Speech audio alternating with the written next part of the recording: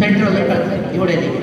ಆ ನ್ಯೂಡೆಲ್ಲಿಯಲ್ಲಿ ಇರ್ತಕ್ಕಂಥ ministry of road transport and highways, ಆ ಒಂದು ಸಚಿವಾಲಯ ಅವುಗಳನ್ನೆಲ್ಲ ಒಟ್ಟಿಗೆ ಇಟ್ಕೊಂಡು 10 ಅತ್ಯುತ್ತಮ ಜೀವರಕ್ಷಕರನ್ನು ಗುರುತಿಸಿ ಗಣರಾಜ್ಯೋತ್ಸವದ ದಿನ ಪದ್ಮಶ್ರೀ ಅವಾರ್ಡ್ಗಳನ್ನು ಕೊಡ್ತಾರಲ್ಲ, ಹಾಗೆ ರಹವೀರ್ ಪ್ರಶಸ್ತಿಯನ್ನು ಕೊಡ್ತಾರೆ.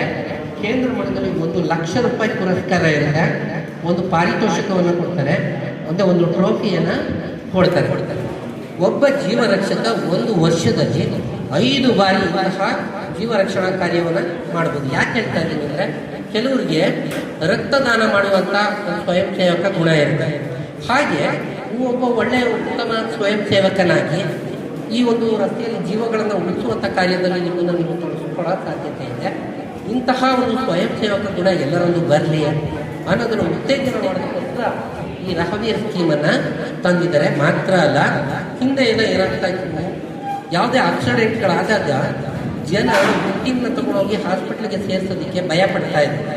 ಯಾಕೆಂತಂದರೆ 2 ಕಾರಣ. ಒಂದು, ಪೊಲೀಸ್ನವ್ರು ಎನ್ಕ್ವೈರಿ ಮಾಡ್ತಾರೆ, ಅವ್ರು ಕೇಳಿದಕ್ಕೆಲ್ಲ ನಾವು ಆನ್ಸರ್ ಮಾಡಬೇಕು. ಒಂದು, ಎರಡನೇದು, ಹಾಸ್ಪಿಟ್ಲಲ್ಲಿ ನಾವೇನಾದ್ರು ತರಿಸ್ಕೊಡ್ಬೇಕಾಗತ್ತೇನೋ ಅಂತ.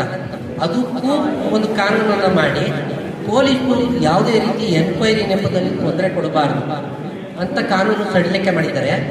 ಎರಡನೆಯದಾಗಿ, ಆಸ್ಪತ್ರೆಗೆ ಸೇರಿದಂಥ ಅಂತಹ ವಿಕ್ಟಿಮ್ಗೆ 7 ದಿನಗಳ ಕಾಲ ಚಿಕಿತ್ಸೆ, 1.5 ಲಕ್ಷ ರೂಪಾಯಿಗಳ ಚಿಕಿತ್ಸಾ ವೆಚ್ಚವನ್ನು ಕೊಡೋದಕ್ಕೆ ಇದರಲ್ಲಿ ಏರ್ಪಾಡು ಮಾಡಿದ್ದಾರೆ. ನೋಡಿ ಎಷ್ಟು ಥರ ಮಾಡಿದ್ದಾರೆ.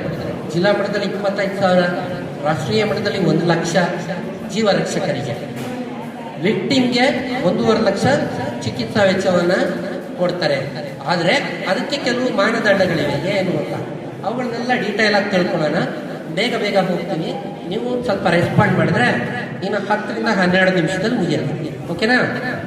ಬೋರ್ ಆಗ್ತಾ ಇದೆಯಾ? ಓಕೆ. ರಾಷ್ಟ್ರೀಯ ಜೀವರಕ್ಷಕ್ ಪ್ರೋತ್ಸಾಹನ್ ಯೋಜನಾ.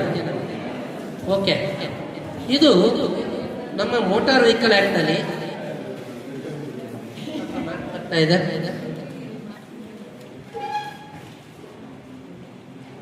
ನಮ್ಮ ಮೋಟಾರ್ ವೆಹಿಕಲ್ ಆ್ಯಕ್ಟಲ್ಲಿ ಸೆಕ್ಷನ್ 2 ಅಂತ ಬರುತ್ತೆ. ಸೆಕ್ಷನ್ 2ನಲ್ಲಿ ಡೆಫಿನಿಷನ್ಸ್ಗಳನ್ನ ಕೊಟ್ಟಿದ್ದಾರೆ. ಆ ಡೆಫಿನಿಷನ್ಸಲ್ಲಿ ಗೋಲ್ಡನ್ ಅವರ್ ಅಂತ ಹೇಳಿದರೆ, ಗೋಲ್ಡನ್ ಅವರ್ ಅಂತಂದರೆ ಏನು ಅಂತ ಹೇಳಿದ್ದೀನಿ. ಆಕ್ಸಿಡೆಂಟ್ ಸಂಭವಿಸಿದಂಥ ಮೊದಲ 1 ಗಂಟೆಯನ್ನು ಗೋಲ್ಡನ್ ಅವರ್ ಅಂತ ಹೇಳ್ತಾರೆ.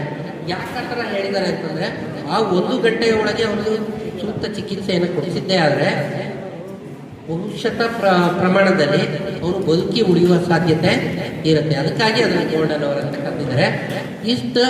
ಓಕೆ, ನೆಕ್ಸ್ಟ್ ಅದೇ